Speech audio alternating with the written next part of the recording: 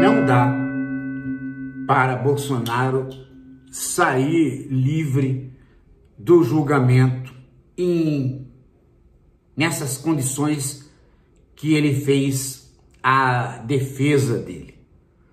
Ele não respondeu como deveria responder a nenhuma das acusações. Ele tergiversou em todas elas e repetiu um mantra que não serve mais absolutamente para nada. Aliás, um mantra de ignorante, né? Joguei nas 4 linhas da Constituição. Joguei nas 4 linhas da Constituição. Para uma pessoa como Bolsonaro, que ele mesmo no julgamento admitiu não ser ninguém, para uma pessoa com aquele tipo de intelecto, que é na verdade a falta de intelecto, é difícil que estas frases signifiquem alguma coisa para quem está escutando. Joguei nas 4 linhas da Constituição, mas tudo que você fala, Bolsonaro, mostra que você não conhece a Constituição. Então,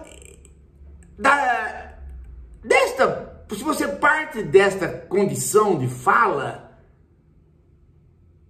você não espera nada dele. Mas a paciência do ministro Alexandre de Moraes, da própria PGR, do ministro Fux, demonstrou-se ser infinita. Infinita. Deixou o Bolsonaro fazer toda a fala que ele faz sempre. E a pergunta se repetia: qual é a base na qual o senhor, na condição de presidente, foi propagandeando para o exterior e para o interior que as urnas eletrônicas, que a eleição no Brasil é falha, que é fraudulenta? Olha, eu tenho o direito de duvidar, eu tenho o direito de duvidar, e aí, ao mesmo tempo, olha, gente, não sou entendido em informática, e pegava um papel de uma associação criminal, associação dos, sabe-se lá, dos, né, de direito, sabe, uma associação qualquer, criminalistas, e ficava com aquilo dizendo que qualquer sistema pode ser fraudado. Gente, claro que é uma associação dá um parecer deste tipo, mas ela não deu um parecer deste tipo para aquele caso, ela deu um parecer geral. Se você fala para mim que há um esquema de segurança e que ele pode ser fraudado, você não está dizendo que aquele sistema de segurança vai ser fraudado. Você está dizendo que, em hipótese, um sistema pode ser fraudado. Só que aquele sistema, ele não podia ser fraudado. Por quê? Primeiro, porque ele é um sistema fechado.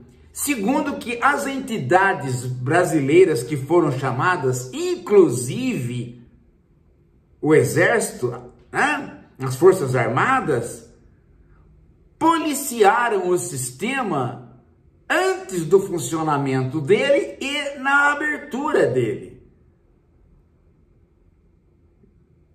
E os militares que estiveram ali fizeram um relatório para ele, Bolsonaro. Não há absolutamente nada de problema. Então, ele continuou, porque o objetivo dele era deterioração dos poderes da República. Objetivo este que é o objetivo dele durante toda uma vida.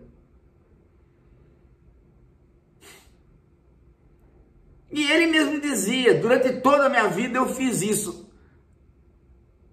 Nunca lembraram a ele que toda uma vida de parlamentar é diferente da vida do presidente da República. Então, como parlamentar, ele disse que ele queria matar 500 mil. Como presidente, ele nunca disse que queria matar 500 mil, ele matou 700 mil. Como parlamentar, ele dizia o tempo todo que era preciso caçar comunistas. Como presidente da República, ele não falou que tinha que caçar comunistas. Ele simplesmente não passou a faixa e não reconheceu que perdeu para as esquerdas que nem comunista eram. Como militar, antes de ser parlamentar, ele foi expulso do exército, foi reformado. Como presidente e, portanto, chefe das Forças Armadas, ele simplesmente esqueceu disso e envolveu os militares em conversas que poderiam fazer com que eles perdessem a carreira, como ele perdeu. Aliás, deixa eu dar uma informação para vocês. Alguns militares que participaram de todo este conluio de golpe Tabajara, não sei se vocês sabem, mas alguns militares já foram julgados e já perderam a patente. Os militares nem esperaram o julgamento do próprio Bolsonaro. Já aconteceu isso.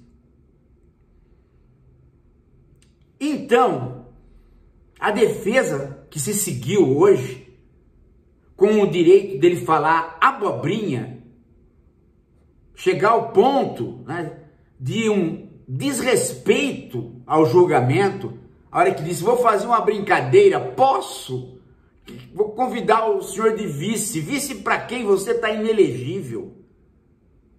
E aí, o Alexandre de Moraes fez o que ele queria, né, Bolsonaro? Porque ele queria um homem. E o Alexandre de Moraes riu, mas depois fechou a cara e falou, declino formalmente. E aí, com a cara fechada, ele tremeu. E esse tremor dele me lembrou muito o tremor que ele teve diante do Lula.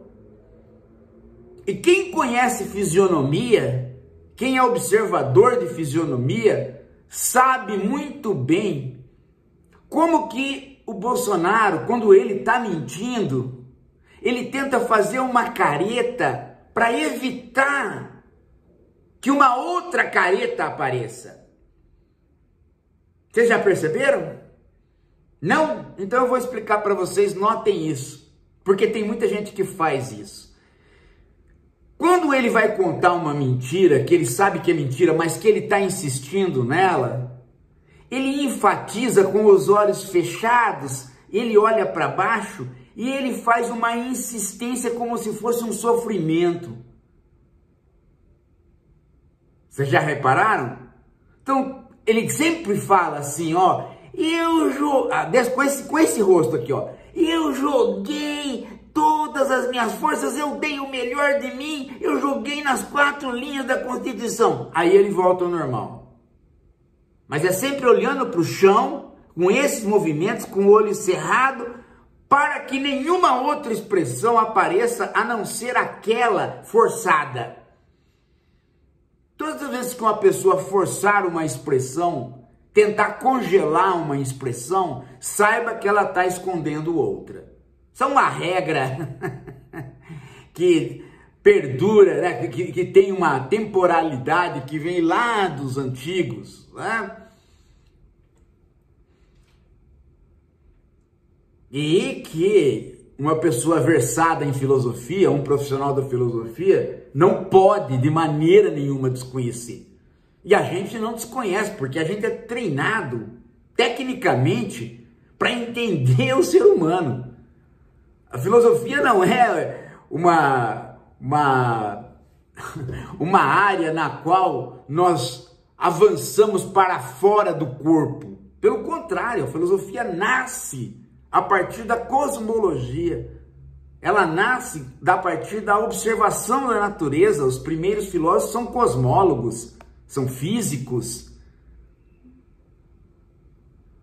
E vocês sabem bem o quanto Sócrates era feio e o quanto ele conhecia muito bem o que acontecia com pessoas feias e o que acontecia com pessoas bonitas em várias passagens. Então a filosofia tem esta ênfase na observação. Observar com olhos de observador. E na filosofia a gente sempre faz isso, pelo menos os filósofos profissionais que são bem treinados, estão ali aptos a entender muito bem uma frase de Jesus.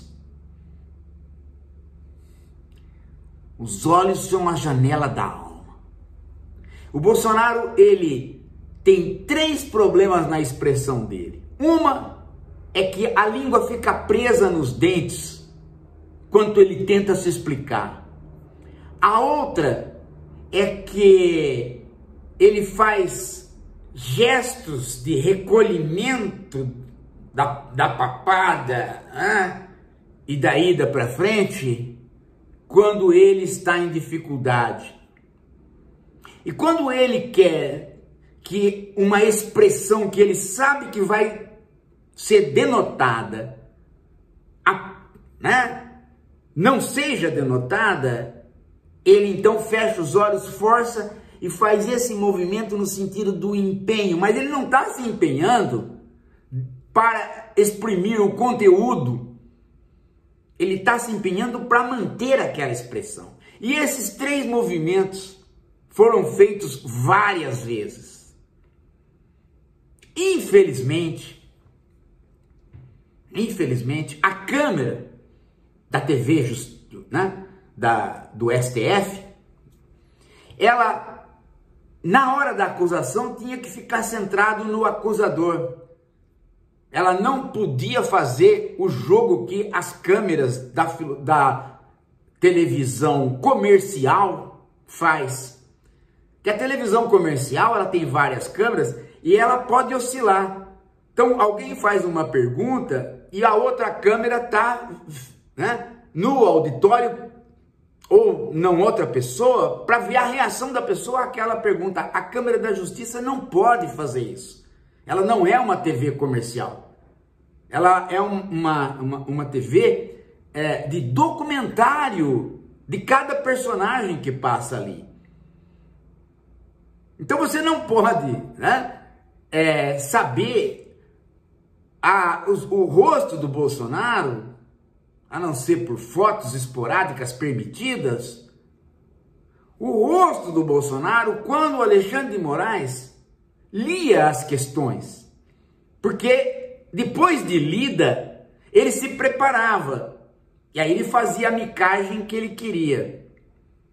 Mas, vocês já imaginaram o rosto dele, quando Alexandre de Moraes, o ministro Alexandre de Moraes, leu aquele papel em que ele, para os embaixadores, numa reunião como presidente da República, ele acusou o ministro Fachin, o ministro Barroso e o ministro Alexandre de Moraes, ele acusou de tinha pego 30 milhões, 50 milhões, não sei quantos milhões, e quando ele acusou que também houve dinheiro para soltar o Lula, através do Fachin, lembram? Nessa hora, vocês já imaginaram o rosto dele? E a hora que a questão voltou para ele, ele não podia dizer nada, ele teve que simplesmente ajoelhar na frente do Moraes e dizer: não, eu não tinha nenhum indício na mão para dizer isso. Se não se tratasse de um julgamento, se se tratasse de uma investigação, se ali fosse a polícia e não ele, a questão seria: bem, então o senhor mentiu ou tentou macular os ministros perante todas as entidades do mundo todo que o senhor chamou para uma reunião? Aliás, é significativo que ele, na hora que passou por esta questão, tenha sido lembrado pelo ministro Alexandre que ele perdeu a condição política, a elegibilidade por conta desse fato. Ele não tinha nada nas mãos. Nada. Ele não tinha sequer uma peça retórica. Ele teve que engolir como sendo um ato de má fé de alguém que se aproveitou do poder para atacar outro poder. E isto se configura como subversão. E dentro do contexto, se configura como preparação para alguma atitude desrespeitosa à Constituição. Por quê? Porque logo em seguida veio o quê? A pergunta sobre a famosa minuta. E ele foi questionado porque disse agora, recentemente, que ele recebeu a minuta, que ele imprimiu e que ele leu para saber o que era e ele levou à reunião. E ele lá não foi capaz de dizer, não, de fato, eu peguei, li, não. Ele titubeou, ele tergiversou, ele falou que era um documento qualquer rapidamente, mas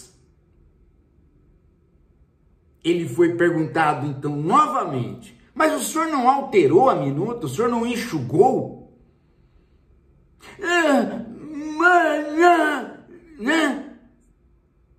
E gemia, e gemia, e gemia, do mesmo jeito que ele sempre fez a vida toda quando ele estava diante da lei.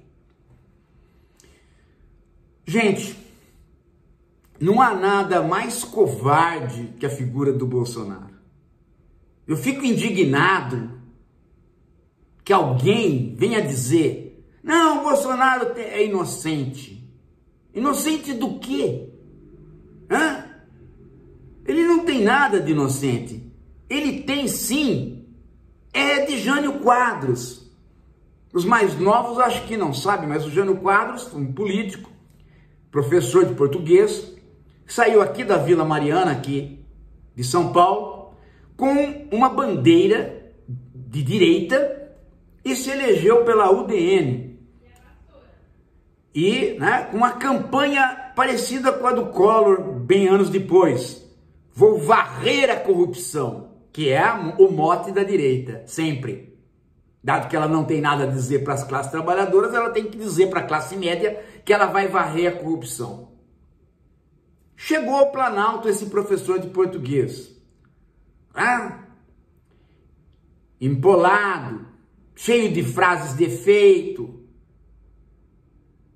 Chegou empurrado por esta retórica, pela UDN e pela cachaça, que fazia com que ele fizesse atos iguais aos do Bolsonaro, atos bizarros na campanha, e isto fez com que ele se tornasse, ele deu chance para a direita chegar ao poder por eleição. Logo em seguida ele já rompeu com a UDN e deixou a direita de novo sozinha. E começou a tomar atitudes intempestivas, até que num determinado momento ele enfrentou aquilo que todo presidente se enfrenta, o Congresso, a oposição do Congresso. O que ele fez? Porque os presidentes se enfrentam à oposição do Congresso e eles têm que ter habilidade para fazer alianças, que é o Lula. Primeiro presidente, segundo presidente, terceira vez presidente, sempre fazendo as composições necessárias para governar. Não, o Jânio Quadros disse, fui eleito por uma tal maioria que basta, eu renunciar e a população vai vir direto sozinha e vai fechar o Congresso e me dar poderes de ditador. Esse era as grandes forças ocultas que ele dizia. as forças ocultas não deixam eu governar. E pediu a renúncia. Só que ele tinha se esquecido que ele tinha rompido com a UDN.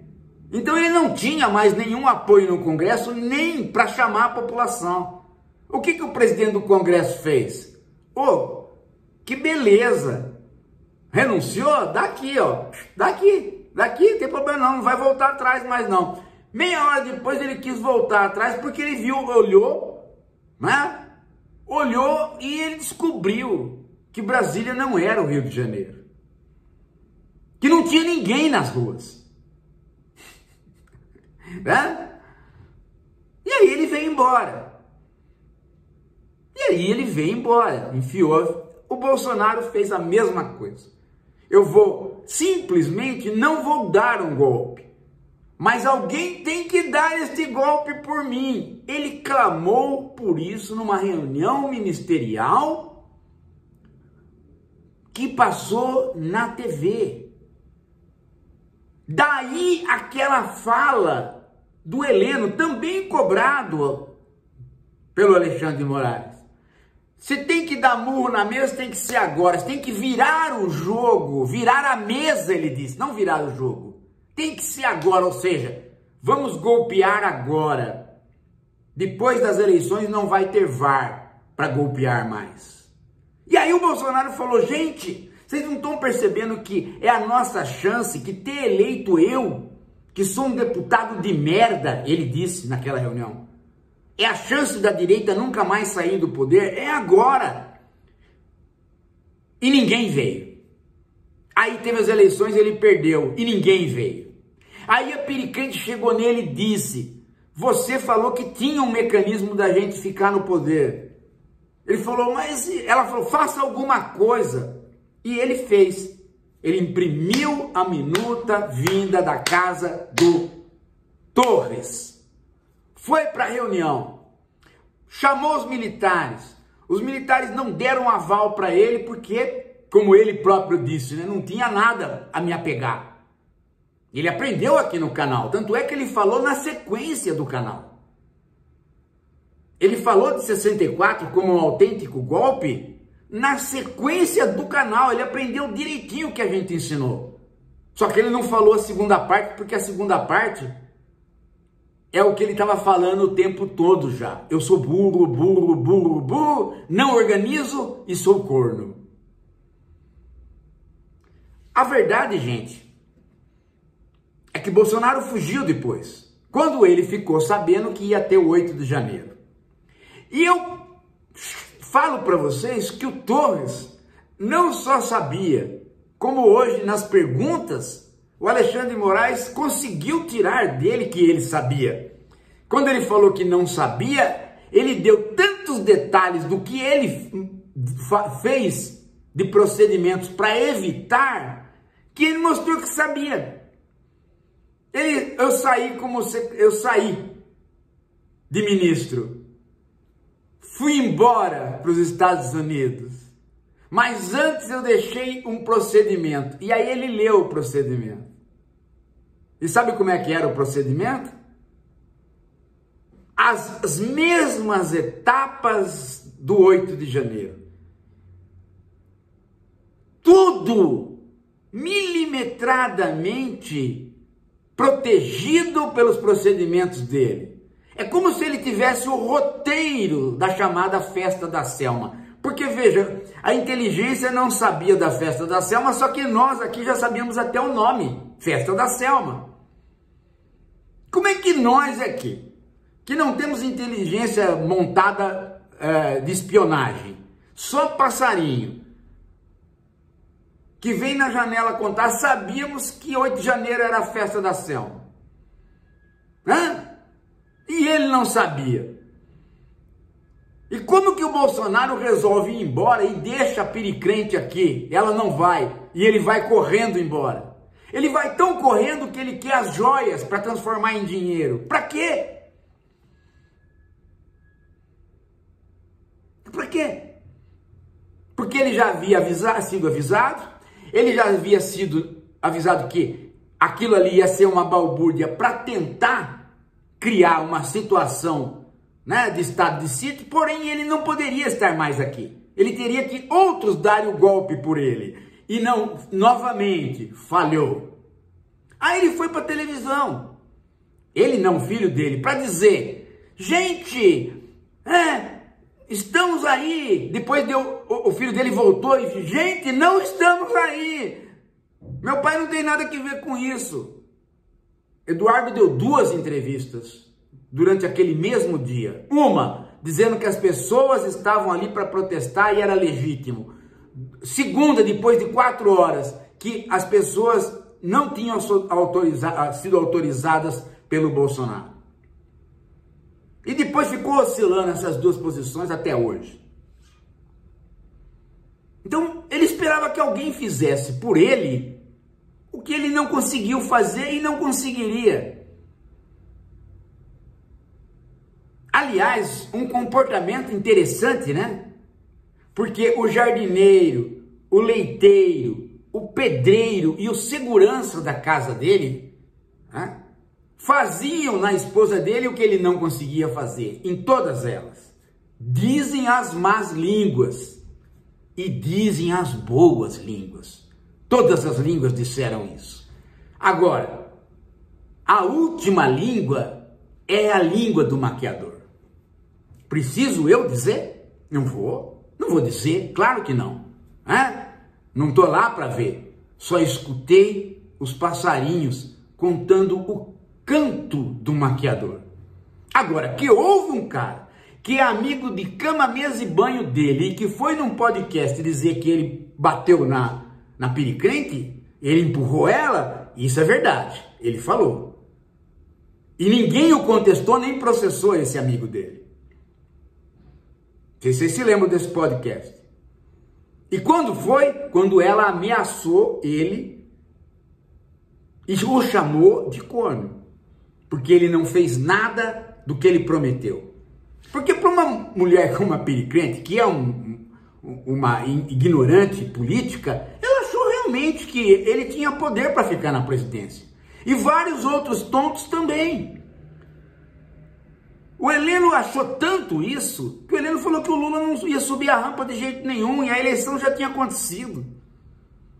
E ele começou a falar na reunião do dia 24, que aí o Bolsonaro falou, não, Heleno, depois a gente conversa sozinho, vocês se lembram? O Heleno ia se dedar todo naquele momento. Gente, Bolsonaro é um homem que tentou um golpe, mas não teve capacidade de organizá-lo nem vontade. Bolsonaro continua sendo inapto, covarde e corno. Corno no sentido maior da palavra. Por que o xingamento corno é tão ofensivo?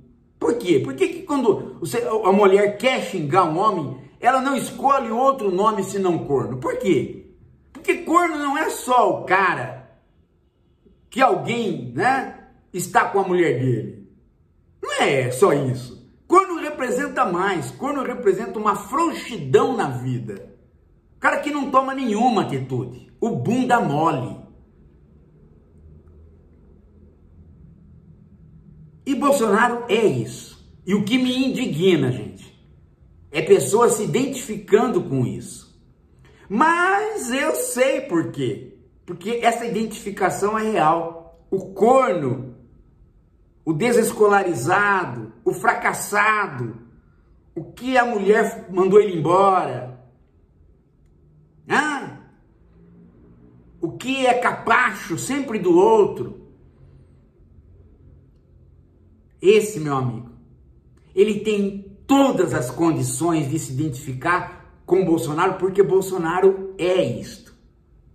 E isto não é dito a não ser pelo próprio Bolsonaro, que se qualificou de novo hoje como um deputado de merda. Só falou a palavra, não falou a palavra merda que ele já havia falado antes. Mas ele disse para Alexandre de Moraes, eu não sou nada, eu só sofri na presidência. E aí começou o chororô. Aliás, o Guarnier também chorou. Chorou literalmente. E o Bolsonaro terminou o depoimento dele num chororô, dizendo o quanto ele sofreu, o quanto ele levou o dedo na cara. Mas o que ele não disse é quantas pessoas ele cruelmente imitou na hora da morte. Ele imitou 700 mil pessoas. Ele tem que pagar. Ele vai pagar pelo golpe que ele não deu, ele vai pagar por esses 700 mil. E olha, gente, esta justiça é a justiça dos homens. A de Deus, ela ainda nem começou. Lembram do voodoo que eu fiz para ele? Lembram dos 5 anos que a gente ficou aqui lutando contra essa peste? Tá chegando a hora dele. Já chegou, né? Porque estar naquele banco dos réus ali, na frente do Alexandre de Moraes, e não ter nada a dizer, ter só abobrinha, ter que pedir desculpas. Ah, mas eu sou assim mesmo, né? Eu tenho esse jeito. Não, você tem jeito de bandido. Você era um ladrãozinho de gasolina do Congresso. Você era o cara da rachadinha. E você quis ser um golpista sem competência. Acho que a pior coisa do mundo, gente, é o frouxo. É o cara que dá a mão para você, ele não aperta a sua mão. Ele dá a mão, a mãozinha dele vem assim, sabe? Né? Ejaculação precoce ou cornice. Apertem a mão de uma pessoa. Você sabe logo se é uma coisa ou outra, porque elas se parecem, um pouquinho a diferença. Daqui a pouco a gente volta.